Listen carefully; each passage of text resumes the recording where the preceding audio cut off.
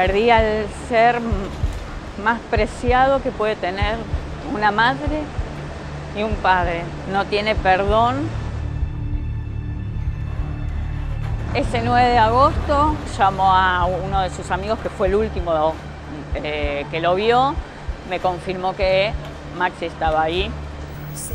El largo de la excavadora quedó al borde del precipicio. Por lo tanto, esto se veía venir, por lo que comentaron recién algunos vecinos. Se está haciendo un pasamano sacando los escombros en este momento. Y sí, lo estaban buscando. Yo llamé a su celular no respondía. Entonces ahí realmente confirmé que Maximiliano estaba en el gimnasio. Desde que se produjo el derrumbe, más de 200 efectivos han participado en las tareas de rescate, sacaron con vida a 11 personas que fueron trasladadas a distintos hospitales, pero no le pudieron salvar la vida a los que se encontraban desaparecidos. Dijimos entonces que habían encontrado los cuerpos de Guillermo Fede y Luis Lu y falta un tercer desaparecido. Para que se calmen las aguas, hacemos, sale en el noticiero, suspendieron, no sé, 30 obras en construcción porque estaban mal habilitadas. Todo mentira, es todo mentira. Porque si realmente no estuvieran habilitadas, no tendrían que seguir con la construcción. Mi hijo estaba de vacaciones, simplemente fue a hacer gimnasio. Nadie se iba a imaginar que eso se iba a caer. Imagínate que lo que vos menos pensás, decir, ya hay una máquina trabajando, guarda que se cae esto. A la tardecita, tarde, no me acuerdo bien el horario que era, yo venía por Pacheco para dar la vuelta para llegar hasta acá, porque en contramano, y veo toda una nube de polvo que pasó. Ya cuando pegué la vuelta, ya empezaron a caer los bomberos, la ambulancia, y bueno.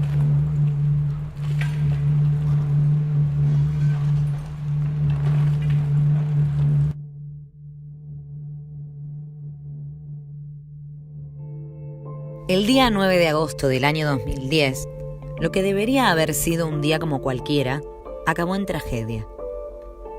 El muro medianero del gimnasio Orión, ubicado en la calle Mendoza al 5030 en el barrio de Villa Urquiza, colapsó dejando caer la losa sobre las 14 personas que estaban adentro. Ese día yo arranqué mi vida normal. En ese momento tenía mi gimnasio, ya hacía 4 años en el barrio, y lo que hice fue levantarme como todos los días, ir a trabajar, y tuve un día absolutamente normal hasta las 4 de la tarde. La realidad es que en ningún momento tuve un indicio de que esto podía llegar a pasar. El día arrancó, pintaba bien, viste, yo no soy muy fan del invierno, pero bastante frío y todo, pero nada, tranquilo, o sea, con expectativa, que te vas a imaginar que un rato después, viste, vas a estar en una situación como esa. Pero la verdad que arrancó bien. El día anterior habían venido que la puerta le costaba abrir, cerrar, nosotros nos dedicamos a eso, una cerrajería, que se la vayamos a ajustar. Fuimos, la verdad que en lo que era la cerradura no encontrábamos desperfecto, sí en el marco, en lo que es el marco de la puerta. Y esa tarde estábamos con mi hermano Fermín, acá, y se cruza uno de los chicos y dice, che, Fer, vengan, que la puerta no la puedo cerrar, sería es la hora de la siesta, tipo 2 o 3 de la tarde. Bueno, fuimos, es más, tuvimos que empujarla para abrirla, y ahí nosotros dijimos, che, pero mirá que esto se está moviendo, mirá que no, la puerta no cierra, algo raro hay acá. Y la verdad que fue todo normal, o sea, viste que sí, no hay nada que te pudiera poner de antemano en nada. O sea, o con una alerta de algo. Al menos eso me pasó a mí. Y dimos la clase, incluso la última parte de la clase fue toda en el piso. Incluso yo después, como viendo para atrás, tenía el equipo puesto, el equipo de audio, justo en esa medianera que colapsa, estaba con un estantecito, y vos por ahí a un equipo de audio, en ese momento se usaban CDs. Vos le hacías así, por ahí te saltaba el CD o algo. Nada, estuvimos en el piso, nada. Se había terminado la clase y las chicas estaban bajando, que por el horario tampoco eran muchas, eran 6 o 7. Y yo estaba hablando con otra persona en la sala de musculación y sentí como una especie de explosión. Cuando siento la explosión, que la siento al frente del local, miro hacia afuera, porque yo tenía todos los ventanales que daban al frente, y me dio la sensación como que se estaba cayendo el balcón. Yo en ese momento pensé que con la máquina que yo había visto habrían rozado el balcón y se estaba viendo abajo del balcón.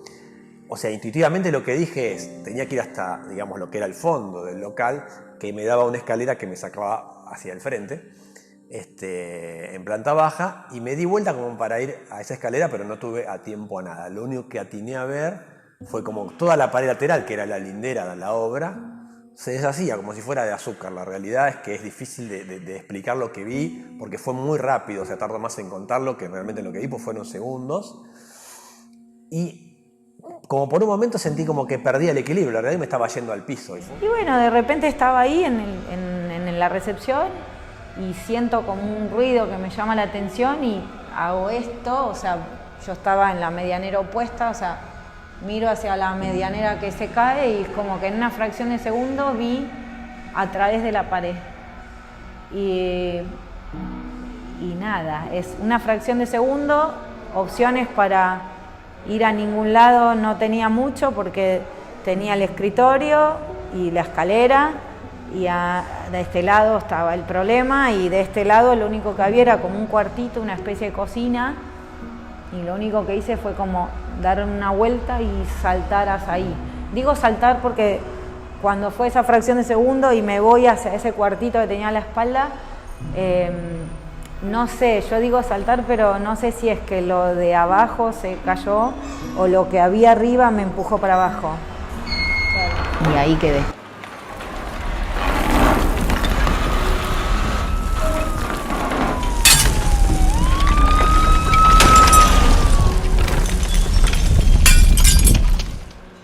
Yo estaba como en una muy mala posición, muy incómoda y, o sea, sin ver y con una sensación de presión muy fuerte y bueno, en realidad, o sea, es como que vos cuando te pasa algo así y como de lejos yo sentía gritos, cosas y mi primer impulso fue yo tengo que salir de acá y tengo que ver a la gente y es como que lo haces como automáticamente y yo hice con toda mi fuerza la intención de levantarme y era como si tuviera, no sé, viste cuando tenés un envase termocontraíble que le sacan, abrazás lo que sea que está dentro y queda aprisionado, bueno así, yo hice toda mi fuerza y no me moví ni un milímetro y eso fue como...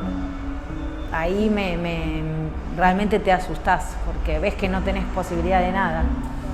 No podía ni mover la cabeza y lo único que veía era esa mancuerna que estaba al lado mío, entre el piso y el techo, sosteniéndolo a la altura de mi cabeza.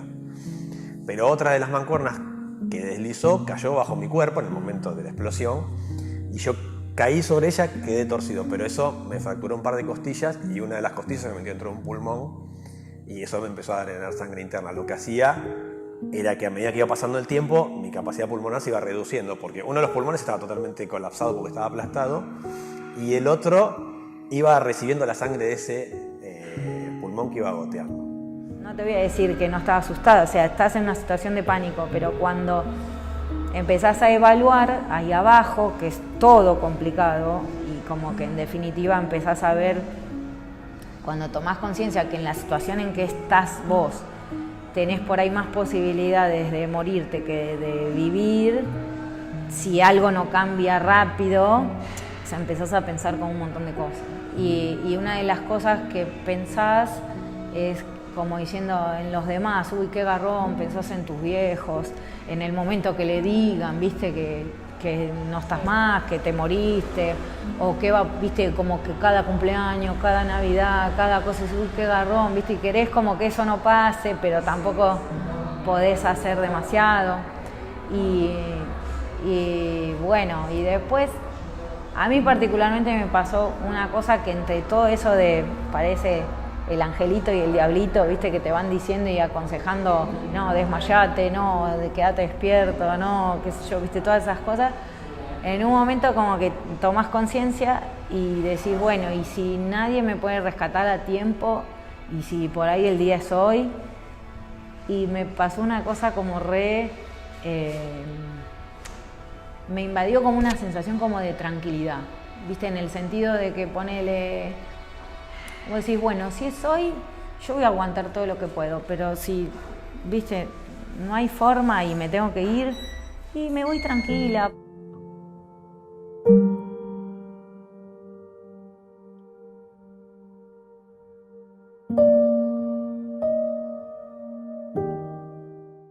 Siento que me tocan un pie. Entonces, cuando me tocan el pie, empiezo a moverlo como loco, porque yo en ese momento ya cada vez me movía menos.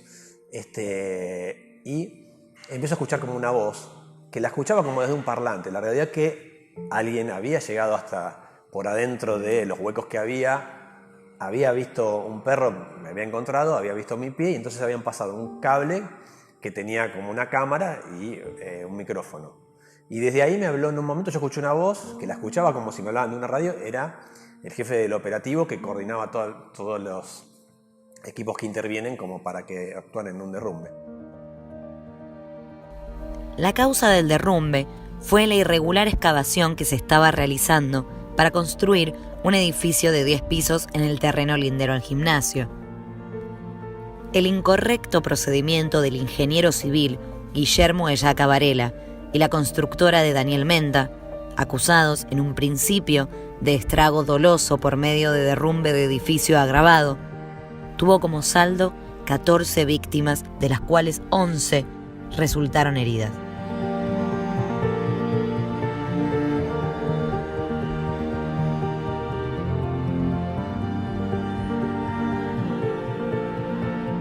Es decir, yo hoy día me pasa que ya van a ser ahora 10 años y yo sigo diciendo, no puedo creer que los chicos estén muertos.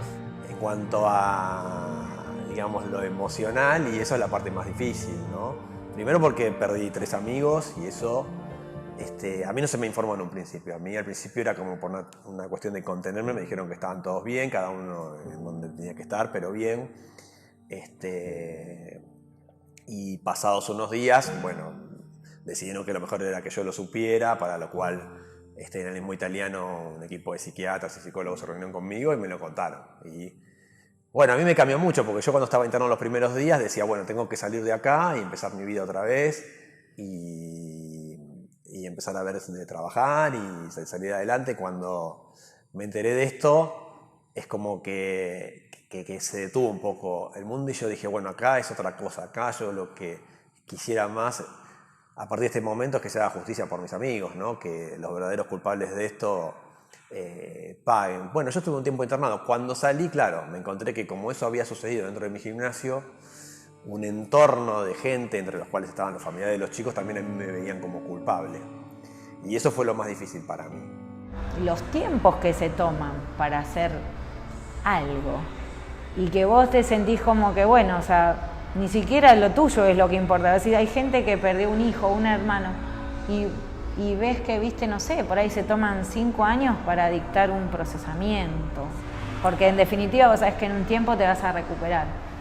Pero lo otro no vuelve más, los chicos no vuelven más, esas familias no vuelven más a ser lo que eran. Y encima, ante la imposibilidad de tener un resarcimiento y de volver el tiempo atrás, lo único que les queda es la justicia, y la justicia encima no llega y no llegó. O sea, la realidad es que no llegó.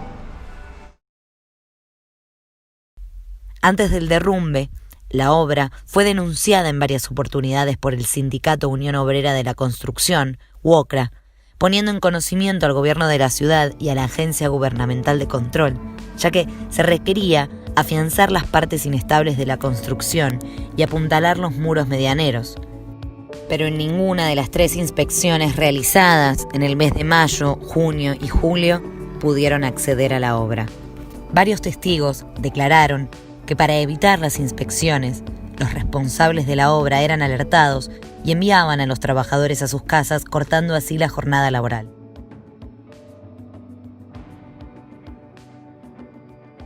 En las presentaciones se pide conforme a obra, es un plano inicial, una serie de planos para presentar en la municipalidad y que la municipalidad te dé el visto bueno para iniciar con los procesos de quizás demolición, fundaciones y cada etapa se debe presentar para que se hagan las inspecciones necesarias. Y eso se hizo, se presentó, o sea, en los papeles, y él sabía perfecto cómo hacerlo, por eso se lo aprueban. Y después el tema es que no hizo lo que había que hacer. No es que se clausura así nomás.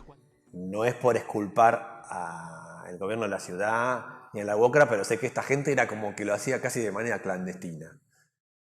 En el año 2011, tan solo un año después, sucede algo muy similar en el barrio de Congreso. Una excavación provoca un agrietamiento en un edificio de 10 pisos sobre la calle Bartolomé Mitre al 1200. Ante esto, distintos habitantes del edificio e incluso el capataz de la obra se comunicaron a la Guardia de Auxilio y Emergencias, que acudió al lugar y ordenó la evacuación ante el inminente peligro de derrumbe. Todos los vecinos abandonaron el lugar, excepto Isidoro Madueña, un hombre hipoacúsico de 74 años cuyo cuerpo sin vida fue hallado 6 días después debajo de los escombros. Bartolomé Mitre fue algo muy particular.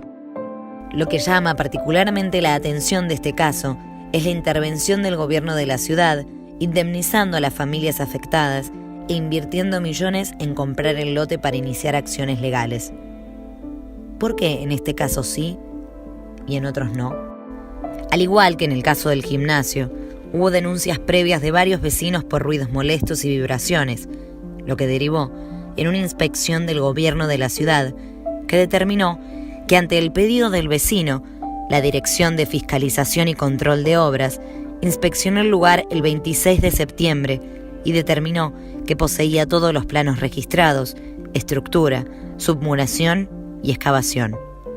Pero si vemos el portal de noticias de fiscales.gov.ar, la fiscal de la causa investigó a los peritos por falso testimonio, ya que al presentarse los informes se advirtió que los peritos oficiales y de parte, a excepción del representante del CPAU, habían omitido y ocultado en el informe el hallazgo de una excavación de 7,20 metros, medidos sobre el eje medianero del predio sito en Bartolomé Mitre al 1228-1232 de esta ciudad, donde no se evidenció ningún resto de hormigón, armadura y o anclaje, a excepción de un anclaje en espera en la mitad de los 7,20 metros. Yo creo que principalmente por la falta de control. Porque, está bien, nadie puede ir tocando las casas con, no sé, con maquinaria, como fuese, cada 15 días por las dudas, ¿no? Pero me da la sensación que habrá existido una negligencia muy grande del Estado. Eso suena a, como digo yo, a chicanas. En abril del 2018 se cae un cartel sobre una casa en Sáenz Peña, partido de 3 de febrero. A fines del 2019 se cae un edificio de 8 pisos sobre la colectora de la General Paz, dejando milagrosamente un saldo de 0 víctimas. La manera en que se cayó, en las dos se repiten lo mismo. Colapsó. O sea, es como si se le cortaran las piernas a una persona y cayó inclinado. No se derrumbó, cayó entero, aplastó el cartel a viviendas. Cuando pasan estas cosas, hay un inicio de corrupción en todo esto. ¿Por qué? Porque se permite una ordenanza con un beneficio. Entonces, después vienen estos problemas. Que se construye un edificio, tal vez desde la falta del control, y pasa lo que pasa. Te pones a pensar, lo único que perdieron es plata. E hicieron un desastre. O sea, incluso él tenía otras obras en camino y sabemos que las terminó. Obviamente, lo único que no podía hacer era firmar por ahí, pero ¿viste? De alguna manera siguió trabajando, de alguna manera, o sea, no perdió todo, no perdió amigos, no perdió el esfuerzo de un montón de años de ir como remando un local. Porque lo que pasó fue que ellos habían alquilado una máquina que era para que haga la excavación, y esa máquina tenía un costo muy grande por día de alquiler. Se alquila por día, y me acuerdo que en ese momento creo que salía alrededor de 30.000 pesos el alquiler, que era un montón de plata, ¿no? Por día. Y cuando el día que la iban a usar, llovió todo el día, y el segundo día llovió todo el día, y el tercer día llovió todo el día, y recién la pudieron usar el cuarto día. Y hicieron el trabajo de 4 días en 1, y ese fue el mayor problema. A mí siempre me llamó algo la atención, y es que después que pasa ese hecho, cuando vos ves un recorte en un diario, ves la lista de los heridos, no hay una persona que no seamos los que estábamos en el gimnasio. Había creo que 8 operarios en ese momento, accionando la retroexcavadora, venían los camiones, había gente trabajando en la zona. Bueno, nunca, o sea, pensá que todo el edificio se fue para el agujero de la excavación. Incluso la retroexcavadora quedó encendida. Desapareció toda esa gente. Y bueno, y terminó pasando la tragedia que fue, el inmenso dolor que quedaron de los chicos que fallecieron. Yo todavía conservo una amistad con el dueño del gimnasio, que logró poner su otro gimnasio, y esa cara de tristeza nunca más se le borró de su rostro. Y llegó un punto en que decidí abandonarlo, porque la verdad veía que la causa no avanzaba, que todo eran trabas. Yo te digo la verdad, o sea, fue muy como un antes y un después cuando la familia de los chicos fallecidos aceptan el arreglo. No lo juzgo, no digo ni que esté mal ni que esté bien, pero me pareció que eso es lo que hizo como decir, bueno, esto ya perdió fuerza y ya está, van a lograr lo que quieren en el sentido del cambio de carátula, que era sacar el doloso por culposo.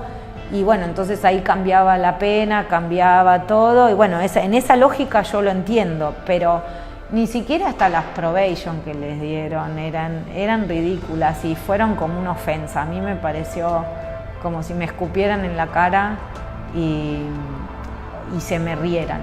O sea, creo que fue un poco eso. Esa es la sensación, de justicia cero. O sea, la causa inicialmente tenía una tipificación que se llama estrago doloso. Es como que vos haces algo sabiendo que podías llegar a hacerlo, ¿sí? O sea, yo conozco que si yo le saco una pata a la silla se va a caer. Bueno, igual se la saco. Entonces el que está arriba se cayó. Bueno, cuando todos nos fuimos bajando, como no había gente tanta que los acusara, lograron los abogados de ellos que en vez de ser un estrago doloso fuera culposo, que eso es: yo le saqué la pata y no sabía que si yo le sacaba la pata se podía caer. Entonces la pena terminó para los culpables en una probation, que uno que era es profesor de la Facultad de Arquitectura tuvo que dar durante un tiempo unas horas cátedra gratis, y el otro que era dueño de una constructora dar una donación a un comedor, y ahí se terminó. Y eso es como que me parece un mal cierre desde el lado de que me parece que hicieron algo muy grave. Se llevaron la vida de 3 chicos y debería haber tenido una pena mayor. Es eso. A mí lo que me pasó un poco, y me costó mucho salir de eso, fue ¿por qué a ellos sí y a mí no? Mi hijo estaba de vacaciones, simplemente fue a hacer gimnasio. Un día común, un día de relajación de gimnasio, le costó la vida. No, yo lo que siempre trato de que quede claro es que, o sea, no hay que olvidarse de que acá fallecieron 3 chicos. Y eso. No, sí, le robaron todo, no le dejaron un par de medias. Nada, todo, los dos locales, imagínate el de Benzimo, no le dejaron nada. Se llovearon todo y después vendían, los mismos milicos vendían la ropa.